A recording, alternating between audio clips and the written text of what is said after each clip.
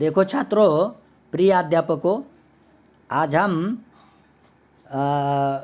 ईमानदारी की प्रतिमूर्ति रचनाकार सुनील शास्त्री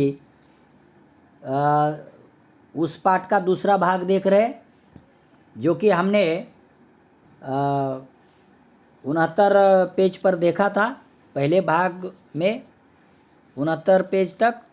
अब 70 पन्ना नंबर 70 दूसरे भाग में पहला पैराग्राफ हम देख रहे कि जैसे ही ड्राइवर के सामने अनिल और सुनील भैया और उनकी माताजी, सुनील शास्त्री और अनिल शास्त्री की, उनके सामने ही देखो, जब माँ से कहा कि साहब से 60 पैसे प्रति किलोमीटर के हिसाब से उस गाड़ी के पैसे अदा कर दो, तो ये बात सुनकर अनिल और सुनील शास्त्री इतने रुलाई छूटी उन्हें, इतने वो अपना रोना वो थम नहीं सके, छुपा नहीं सके। वो अपने कमरे में जाकर वो रोने लगे। क्यों ऐसा? क्योंकि शास्त्री जी सीधे साधे इंसान के बजाय, यानी सीधे साधे इंसान तो थे, वो अपनी ज़िंदगी बहुत सामान्य व्यक्ति के जैसा जीते थे, लेकिन उसके साथ साथ एक आदर्श, देश के आदर्श प्रधानमंत्री कैसे हो, कैसे व्यक्ति होते हैं, होने चाहिए, ये वो उन्होंने दिखा दिया था। और ये मिसाल, ये उदाहरण अपने बेटों के लिए भी उन्होंने दिखाया कि देखो, सरकारी चीज़ों का, सरकारी वस्तुओं का उपयोग हमारे निजी उपयोग के लिए नहीं करना चाहिए। ये आदर्श उन्होंने अपने बेटों के साथ दिखाने की बहुत बड़ी कोशिश की है, और ये आदर्श आज हमने भी अपने जीवन में लेने की बात है। यह सुनील शास्त्री ने यहाँ बहुत ही दिखाने की, संस्मरण में कोशिश की है। और आगे भी देखो कि ये 12,000 रुपये की कार उन्होंने जब खरीदना चाहा, तो मुश्किल से लाल बहादुर शास्त्री 7,000 रुपये जमा पाए थे, और 5,000 रुपये बैंक से लोन लेकर उन्होंने कार खरीदी थी निजी उपयोग के लिए। ये बहुत बड़ी बात है। आज नेता लोग और हम जनसामान्य लोग वो आदर्श को अपनाए कि देखो, इतने बड़े ओहदे पर, इतने बड़े पद पर होने के कारण भी देखो, उन्होंने कभी किसी रुपए पैसों के लालच में वो नहीं आए, बल्कि वो एक देश के लिए, विश्व के लिए एक आदर्श के रूप में प्रस्तुत हुए, है ना। और 12,000 रुपये की कार खरीदने के लिए वो मुश्किल से 7,000 रुपये जमा पाए, लेकिन उनके पास 12,000 रुपये भी नहीं थे, बल्कि उन्होंने बैंक से 5,000 रुपये कर्जा लेकर और अपने पास के 7,000 रुपये डालकर उन्होंने कार खरीदी थी निजी उपयोग के लिए। ये बहुत बड़ी मिसाल है। हम देखते हैं आगे। देखिए कि आपसे देखो, यह बात शान के तहत नहीं कर पा रहा हूँ, इसलिए कि ये बातें अब हमारे लिए आदर्श बन गई है। सक्रिय राजनीति में आने पर, सरकारी पद पाने के बाद क्या उपयोग, क्या उसका दुरुपयोग करने की हिम्मत मुझ में हो सकती है?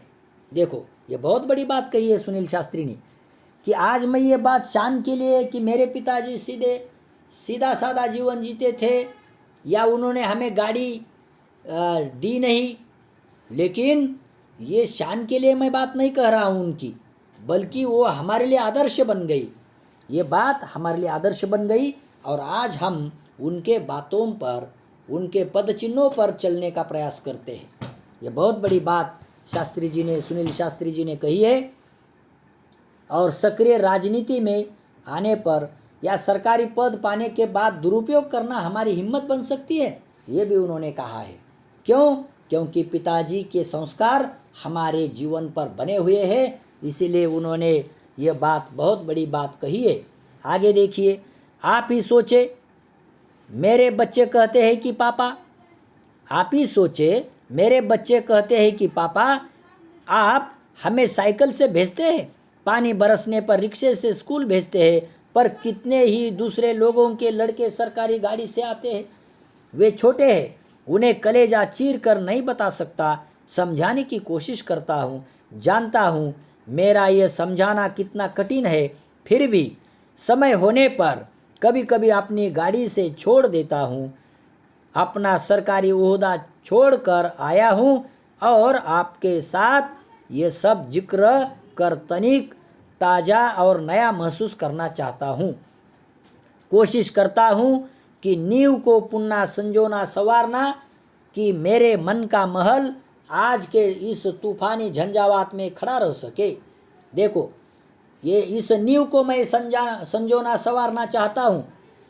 सुनील शास्त्री के बेटे पूछते हैं कि पिताजी, आप इतने बड़े पद पर हैं, लेकिन बाकी लोगों के जो सरकारी अफसर है उनके बेटे सरकारी गाड़ियों में आते हैं स्कूल, और उन्हें उनके ड्राइवर छोड़ देते हैं स्कूल में गाड़ी लाकर, लेकिन आप हमें यानी कि साइकिल से भेजते हैं।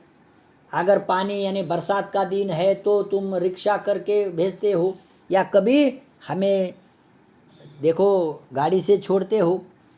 ये कितनी बड़ी बात है, कलेजा को यानी कि थोड़ा चीरने वाली बात है ना, कि कैसे समझाओ इन मेरे बेटों को कैसे समझाऊं, क्योंकि अनिल और सुनील शास्त्री के दिल पर, उनके हृदय पर, मन पर देखो शास्त्री जी के आदर्शों के संस्कार बने हुए थे, उनके पदचिन्हों पर चलने के संस्कार बने थे, उनकी संस्कृति बनी थी, है ना। इतने बड़े देश के सर्वोच्च पद पर विराजमान होने के कारण भी वो देखो यानी कि सरकारी गाड़ियों का, सरकारी चीज़ों का इस्तेमाल नहीं करते थे, है ना। तो वो वैसे ही संस्कार सुनील शास्त्री के बेटों को सुनील शास्त्री ने दिए, देखो। और ये समझाने जब बात आती है बेटों को तो बहुत कठिन लगता था, क्योंकि ये नया महसूस करने की बात चाहता हूँ, कोशिश करता हूँ कि ये इस नींव को, इस जड़ को संवारना, मेरे मन का महल इस तूफानी झंझावात में फिर खड़ा रह सके। क्योंकि ऐसे तूफानी झंझावात है समाज में। सामान्य अफसर भी अपने निजी उपयोग के लिए गाड़ी का इस्तेमाल करता है, नौकर चाकर का इस्तेमाल करता है ना। उन्हें उनसे काम करवा लेते हैं, उनसे बच्चे स्कूल से लाने लिवाने ले जाने की बात करते हैं, लेकिन ऐसे देखो संजोना संवारना ये तूफानी झंझावात में भी मुझे ईश्वर शक्ति दे रहा है। क्यों? क्योंकि मेरे ऊपर मेरे बाबूजी के संस्कार बने हुए हैं।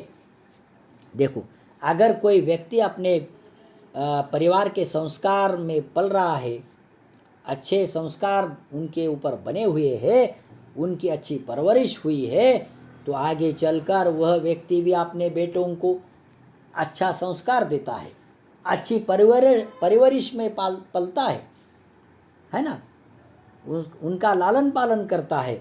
यही इस बात से हमें पता चलता है।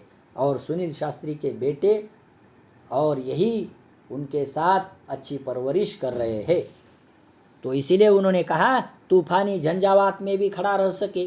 देखो, ये बहुत बड़ी बात उन्होंने कही है संस्मरण में। आगे देखिए, याद आते हैं बचपन के वे हसीन दिन। वो अपने बचपन के हसीन दिन को याद कर रहे, वे पल जो मैंने बाबूजी के साथ बिताए।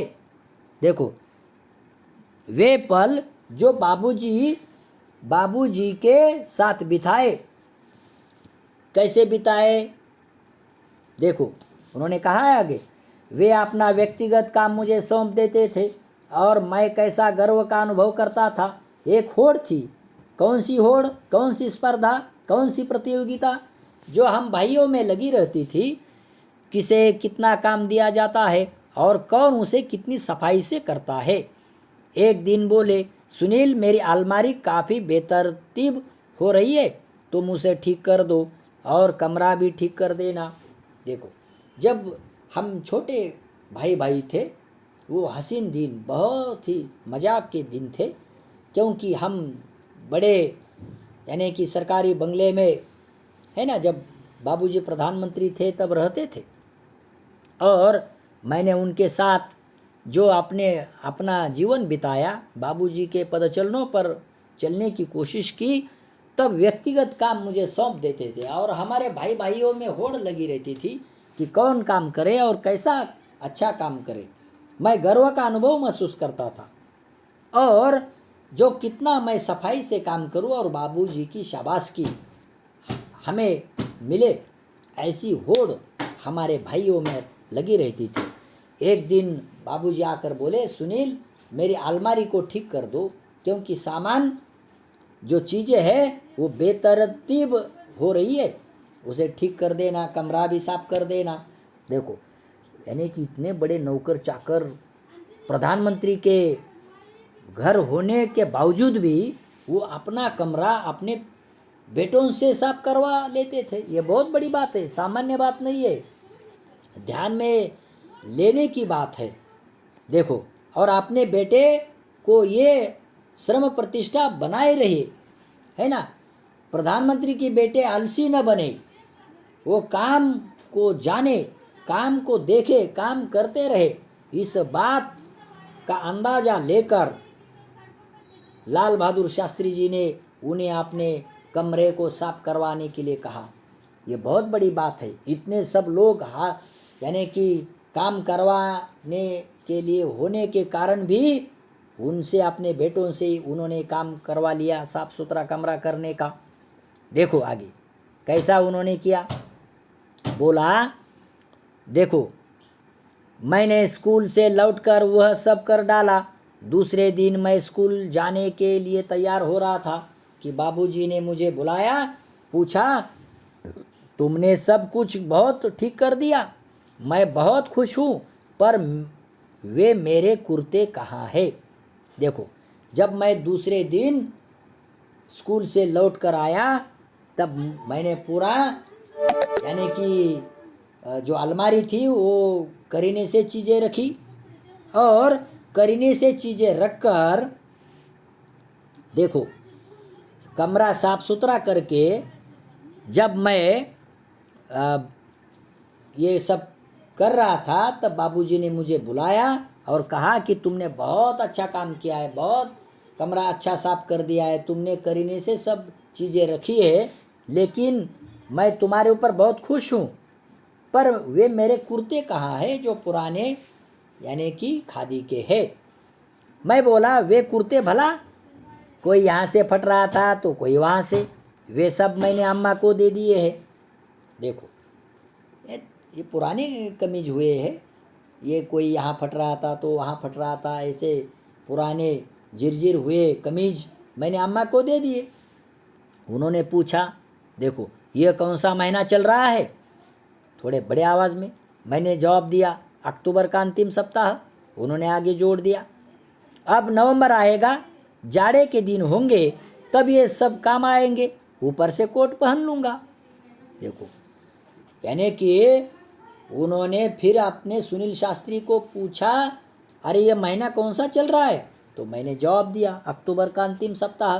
तो आगे उन्होंने जोड़ दिया, आगे कहा, अरे नवंबर में जाड़े का मौसम आएगा, दिल्ली में तो तुम्हें मालूम है कितनी सर्दी होती है, सर्दी का मौसम होता है, ठंडक महसूस होती है, और अरे ये खादी के मेरे कमीज है, सूत कताई के कमीज है, जाड़े के दिन में ये काम आएगा। फटा पुराना कमीज पहनने वाले, देखो अपने देश के प्रधानमंत्री दूसरे, यानी कि उन्होंने साफ अपने बेटों से कहा, साफ शब्दों में, कि अरे मैं ऊपर से कोट पहन लूँगा, कोई न देखेगा, उससे काम चलेगा और मुझे जाड़ा भी नहीं महसूस होगा। कितनी बड़ी बात अपने सुनील शास्त्री बेटों से उन्होंने कही, अपने मन की बात, उनके मन में क्या है वो उन्होंने कहा। देखो आगे, मैं देखता रह गया, क्या कह रहे बाबूजी। वे कहते जा रहे थे, ये सब खादी के कपड़े हैं, बड़ी मेहनत से बनाए हैं बिनने वालों ने, इसका एक एक सूत काम आना चाहिए। देखो, मैं देखता रह गया उनके बातों से, जो उन्होंने मुझे जिक्र किया, तो उस बातों का गौर से मैं सुन रहा था, देख रहा था कि बाबूजी का रवैया क्या है, बाबूजी के आदर्श क्या है। और बाबूजी इतने बड़े ओहदे पर है, लेकिन वो पुराना कमीज फेंकना नहीं चाहते। क्यों? क्योंकि अरे सूत काटने वालों ने, है ना, सूत बीनने वालों ने कितनी मेहनत से ये बनाया है कमीज। देखो, क्योंकि गांधी जी का चरखा चलता था और गांधी जी ने अनेक लोगों को स्वावलंबन का पाठ सिखाया था उस चरखों से, है ना। इसीलिए उन्होंने कहा, अरे सूत बीनने वालों ने कितनी मेहनत से एक एक सूत को काम लाया होगा, और ऐसे ही अच्छे इस कमीज को हम फेंक देंगे, उनके मेहनत का हम अपमान करेंगे? नहीं। देखो कि मैं ऊपर से कोट पहनकर फिर ये कमीज पहनूंगा, ऐसा सुनील शास्त्री के सामने बाबूजी ने कह दिया। यही नहीं, मुझे याद है मैंने बाबूजी के कपड़ों की तरफ ध्यान देना शुरू किया था, क्या पहनते हैं, किस किफ़ायत से रहते हैं, मैंने देखा था। देखो आगे हम पन्ना पलट लेंगे।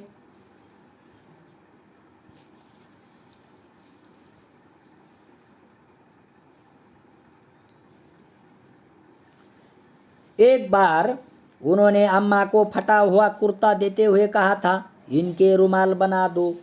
देखो, बहुत बड़ी बात है। एक बार ये सुनील शास्त्री बाबूजी के हर बात को जानते थे, देखते थे, गौर करते थे, उसको सुनते थे और उनके ऊपर विचार करते थे कि बाबूजी देखो हमारे लिए बहुत बड़े मिसाइल है, आदर्श है। और ऐसे आदर्श पिताजी के पदचिन्हों पर चलने का, उनके विचारों का अपनाने का हमें एक मौका मिला है। इसीलिए अपने पिताजी के आदर्शों पर वो चले। तो एक बार शास्त्री जी कहते हैं कि अम्मा को उन्होंने फटा कुर्ता दिया और कहा कि अरे इनके रुमाल बना दो।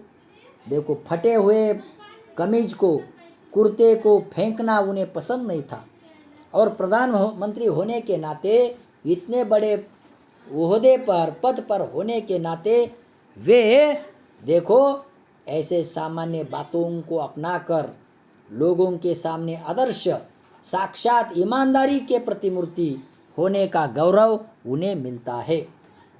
देखो, तो इनके रुमाल बना दो, बाबूजी का एक तरीका था। आगे देखिए क्या तरीका था, जो अपने आप आकर्षित करता था। देखो, अपने आप आकर्षित करता था। वे अगर सीधे से कहते, सुनील तुम्हें खादी से प्यार करना चाहिए, तो शायद वह बात कभी मेरे मन में घर नहीं करती। पर बात कहने के साथ साथ उनके अपने व्यक्तित्व का आकर्षण था, जो अपने में सामने वाले को बांध लेता था। वह स्वतः उन पर अपना सब कुछ निछावर करने पर उतारू हो जाता था। देखो, यानी कि बाबूजी का एक तरीका था। सुनील शास्त्री कहते हैं कि लोगों को आकर्षित करना, और कैसे करते? देखो, जब एक बार शास्त्री जी ने कहा देश के लोगों को स्वयं वो भूखे रहे, जब अमेरिका ने कहा कि मैं, उदाहरण के तौर पर मैं कह रहा हूँ, अमेरिका ने कहा कि हम तुम्हें अनाज, गेहूँ, यानी कि उस पर रोक लगा देंगे, जब युद्ध की बात चल रही थी दोनों देशों में, भारत पाक होगा या, तब उस पर शास्त्री जी ने कहा कि अरे हम अमेरिका के ऐसे धमकियों में नहीं आएंगे, ठीक है। स्वयं वो एक बार भूखे रहने की उन्होंने कोशिश की और देश के लोगों को भी कहा कि तुम एक समय भूख हड़ताल कर दो, एक समय का खाना मत खाइए, ताकि वो अनाज जो बचेगा अपने काम में आएगा, गरीब जनता के काम में आएगा। लेकिन अमेरिका अगर अनाज पर पाबंदी लगा देता है तो ऐसे धमकियों में मैं नहीं आऊँगा, बल्कि उन्होंने अपने ही देशवासियों से कहा। ये बहुत बड़ी बात है। वो आकर्षित करने का तरीका वो जानते थे। लोग उनके बातों पर विश्वास करते थे, उनके बातों पर उनके सीधे साधे जीवन को अपनाते थे, और उन्होंने ऐसा किया और शास्त्री जी के कहने पर लोग अमल करते थे, उनके विचारों पर चलते थे। देखो ये बात है। तो अगर सुनील कहते हैं कि बाबूजी मुझे सीधा कहते कि तुम्हें खादी से प्यार करना चाहिए, तो मैं उनकी बातों में नहीं आता। मैं उनके बात को अगर अपनाता या नहीं अपनाता ये मुझे मालूम नहीं है, लेकिन उन्होंने इतना सब कह दिया कि अरे जाड़े का महीना है ना, वो कुर्ता अगर फेंक दिया पुराना हुआ है करके, थोड़ा फटा हुआ है करके, तो ये काम नहीं चलेगा, मैं ऊपर से कोट पहन लूँगा। ये इतनी बड़ी बात मेरे सामने उन्होंने रखी।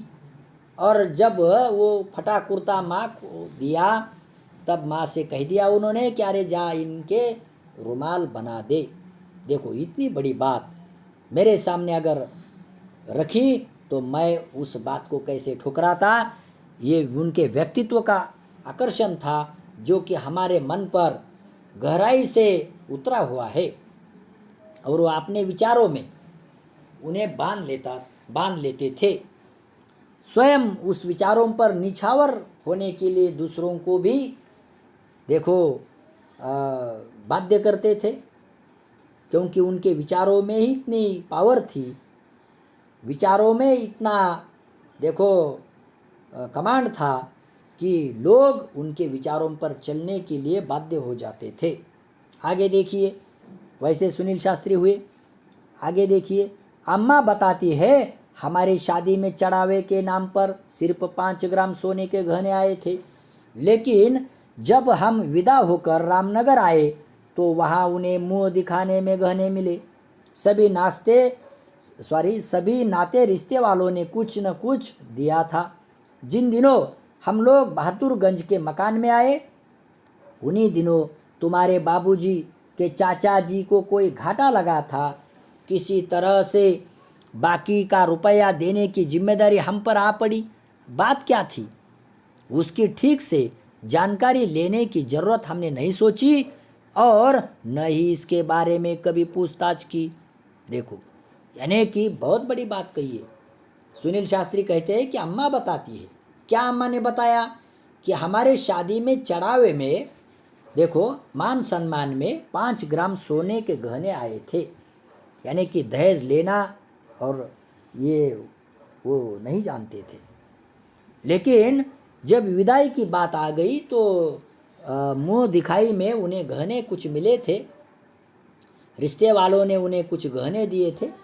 बहादुरगंज में मकान में जब आए तब अरे तुम्हारे बाबूजी के जो भाई थे, तुम्हारे चाचा जी, उनको कोई व्यवसाय में घाटा हुआ था और उस घाटे को निभाने के लिए हमारे ऊपर जिम्मेदारी आ पड़ी। देखो तो बाबूजी ने आगे पीछे का विचार न करते हुए मेरे सभी गहने ले लिए और उन गहनों से काम चलाया। देखो कितनी बड़ी बात है। यानी कि ऐसा व्यक्ति देखो आगे होना चाहिए, है ना, क्योंकि ऐसे सीधा सादा जीवन को अपनाने के लिए, क्योंकि महात्मा गांधी जी के विचारों पर वो बने थे, विचारों में पलते थे और देश की संपत्ति, देश का पैसा ये हमारा नहीं है देश का है, ऐसा मानने वाले लाल बहादुर शास्त्री जी थे। इसीलिए उन्होंने किसी सार्वजनिक संपत्ति को, धन को, पैसे को हाथ नहीं लगाया, बल्कि देखो अपने पत्नी के गहने देखो देकर उस व्यवसाय में जो घाटा हुआ था भाई के, उसको निभाया। और देखो उसकी ठीक से जानकारी लेने की ज़रूरत हमने नहीं सोची और न ही इसके बारे में कभी पूछताछ की कि क्या किया है उन गहनों का। देखो पत्नी के गहने अगर कोई, क्योंकि उनके गहनों पर, अलंकार पर पत्नी का अधिकार होता है। लेकिन पत्नी ललिता देवी भी कुछ नहीं बोली। जैसे उन्होंने मांगा, उन्होंने वो अलंकार दे दिए, वो गहने दे दिए, और कभी उन्होंने पूछताछ की भी नहीं कि उस गहनों का क्या किया है। इतनी बड़ी बात, ऐसा सामान्य परिवार देश में देखो होगा नहीं, है ना? होना चाहिए, ऐसे है, अनेक लोग हैं, है ना? हमारे देश के जो प्रधानमंत्री है अभी के, नरेंद्र मोदी जी, वो भी ऐसे सामान्य परिवार से आए हैं, और देखो हमारे देश के लिए एक मिसाइल बने हैं, है ना? एक आदर्श उदाहरण हमारे सामने वो रखते हैं, सीधा साधा जीवन जीने की कोशिश करते हैं, है ना? तो ऐसे अनेक उदाहरण तैयार होने चाहिए देश के लिए, तब देश की जनता भी उनके पद चिन्हों पर, है ना, चलने की कोशिश करती है। तो ऐसे होने चाहिए, जैसे लाल बहादुर शास्त्री जी का परिवार था, है ना? तो आगे देखिए, एक दिन तुम्हारे बाबूजी ने दुनिया की मुसीबतों और मनुष्य की मजबूरियों को समझाते हुए जब हमसे गहनों की मांग की, तो क्षण भर के लिए हमें कुछ ऐसा वैसा लगा और गहना देने में तनिक हिचकिचाहट महसूस हुई, पर यह सोचा कि उनकी प्रसन्नता में हमारी खुशी है, हमने गहने दे दिए। देखो, केवल टीका नथुनी बिछिया रख लिए थे, वे हमारे सुहाग वाले गहने थे। उस दिन तो उन्होंने कुछ नहीं कहा, पर दूसरे दिन वे अपनी पीड़ा न रोक सके, कहने लगे, तुम जब मिर्जापुर जाओगी और लोग गहनों के संबंध में पूछेंगे तो क्या कहोगी? देखो, बहुत बड़ी बात कही है सुनील शास्त्री ने, कि एक दिन तुम्हारे बाबूजी ने दुनिया की मुसीबतों और मनुष्य की मजबूरियों को समझाते हुए जब हमसे गहनों की मांग की, अरे दुनिया में हमसे भी ज़्यादा गरीब लोग हैं, इस देश में हमसे भी ज़्यादा गरीब लोग हैं, और क्षण भर कहा क्या रे, अनेक लोग भूखे सोते हैं, उनका चूल्हा नहीं जलता, आधे पेट कुछ लोग रहते हैं, और हम तो बड़े पद पर हैं, हम ईश्वर की कृपा से अपना जीवन तो अच्छा जी रहे, तो तुम गहनों की बात जब मैं कर रहा हूँ, है ना, तो आप ना न कहे। तो क्षण भर के लिए कुछ वैसा लगा, और तनिक हिचकिचाहट झंझट में न पड़ते हुए उन्होंने सोचा कि तुम्हारी प्रसन्नता ही हमारी खुशी है, तुम जो सोचोगे हम उसमें राजी है, मर्जी से हम ये गहने देंगे। देखो, क्योंकि उन्होंने बताया नहीं कि ऐसा घाटा हुआ है, उसके लिए पैसा देना है, ये वो, लेकिन कहा, और पत्नी ने कहा कि तुम्हारी प्रसन्नता में हमारी खुशी है, और वो गहने दे दिए। बाकी टीका नथुनी और बिछिया रख लिए ताकि वो सुहाग के गहने थे। लेकिन दूसरे दिन अपनी पीड़ा को रोक न सके, क्योंकि इतने बड़े बात है ना, पत्नी के अलंकार उन्होंने अपनाए थे, ये पीड़ा उन्हें हो गई थी, है ना? तो लोग पूछेंगे तो तुम क्या कहोगी जब मिर्जापुर जाओगी? तो जब शास्त्री बाबूजी ने कहा, तो आगे देखिए ललिता देवी पत्नी ने उन्हें क्या उत्तर दिया है। हम मुस्कुराई और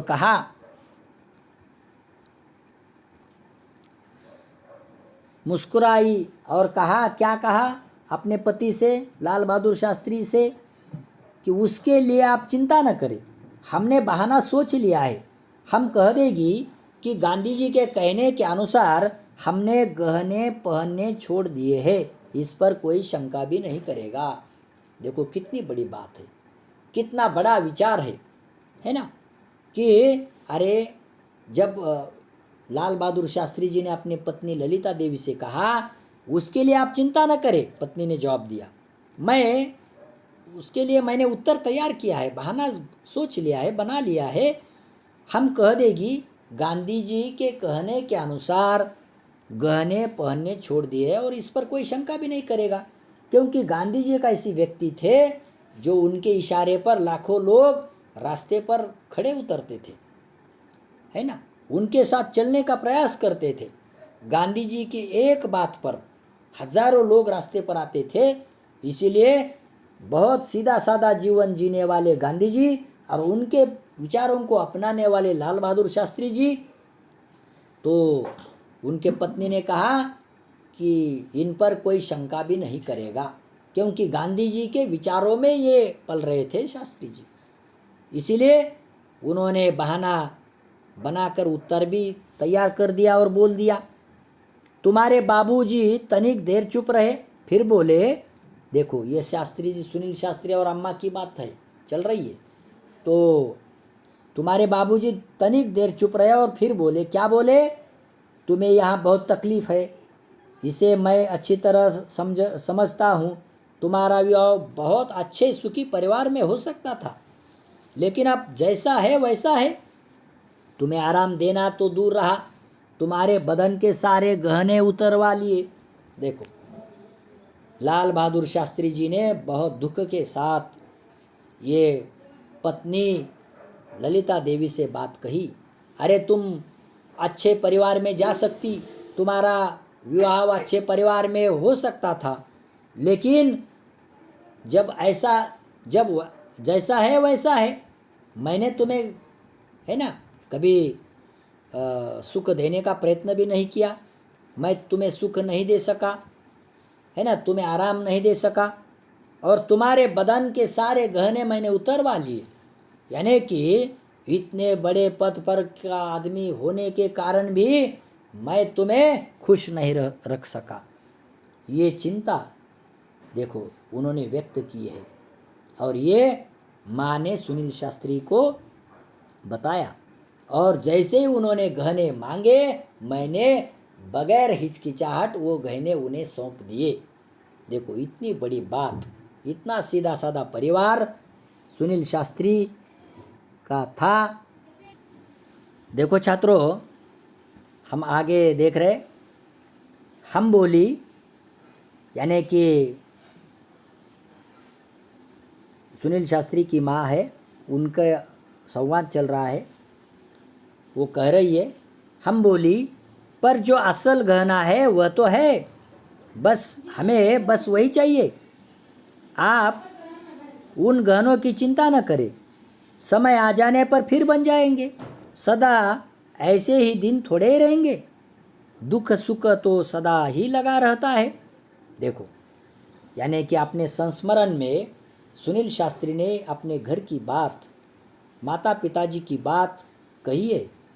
कैसी उनकी ज़िंदगी, कैसा उनका जीवन था, कितने सीधा सादा जीवन जीने की कोशिश करते थे, और उनके पदचिन्हों पर चलने का प्रयास हम करते हैं, हमने किया है। देखो जो उन्होंने कहा अपने पति लाल बहादुर शास्त्री से, है ना, कि असल गहना तो तुम ही है, हमें बस वही चाहिए। आप होते हुए मुझे गहने की ज़रूरत नहीं है, आपका जीवन ही हमारा गहना है। ऐसा जब कहती है ललिता देवी, तो गहनों की चिंता न करे, समय आने पर फिर वो बन जाएंगे। गहनों की बात गौन है हमारे लिए, है ना। आप है तो वो वही हमारे जीवन के लिए गहने हैं। ये दिन थोड़े रहेंगे, सुख दुख तो जीवन में आता जाता रहता है, और हमें उसकी ये भी हुई है, आदत भी हुई है कि दुख में भी अच्छा जीना, दुख में भी सुख से जीना, सुख में तो सुख से जीना। ये तो हमारे जीवन का लक्ष्य बना है। गहने की बात नहीं है, उसे मैं संभाल लूँगा, ऐसा लेखा जोखा सुनील शास्त्री ने माता पिता का जो भी बात, जो भी विचार, जो भी सीधा साधा जीवन है, वो संस्मरण में व्यक्त किया है, संस्मरण में लिखा है। देखो एक लाल बहादुर शास्त्री साक्षात ईमानदारी की प्रतिमूर्ति से जीवन जीने वाले नेता थे। शास्त्री जी महत्वाकांक्षा नहीं रखते थे, है ना। इस पाठ से हमें क्या संदेश मिलेगा? शास्त्री जी का जीवन बहुत सीधा साधा था। वो महत्वाकांक्षा कभी रखते नहीं थे। उनका जीवन बहुत ही उच्च विचारों का था। किसी सार्वजनिक संपत्ति का दुरुपयोग करना उनके जीवन का कभी लक्ष्य नहीं बना, लक्ष्य नहीं रहा, है ना। वो संपत्ति लोगों की है ऐसा वो मानने वाले थे। और कभी निजी उपयोग के लिए उन्होंने चीज़ वस्तुओं का उपयोग भी नहीं किया। निजी उपयोग के लिए उन्होंने ऐसे संपत्तियों का कभी उपयोग भी नहीं किया। जब वो चल बसे, उनके मृत्यु के पश्चात, है ना, बैंक का कर्जा था।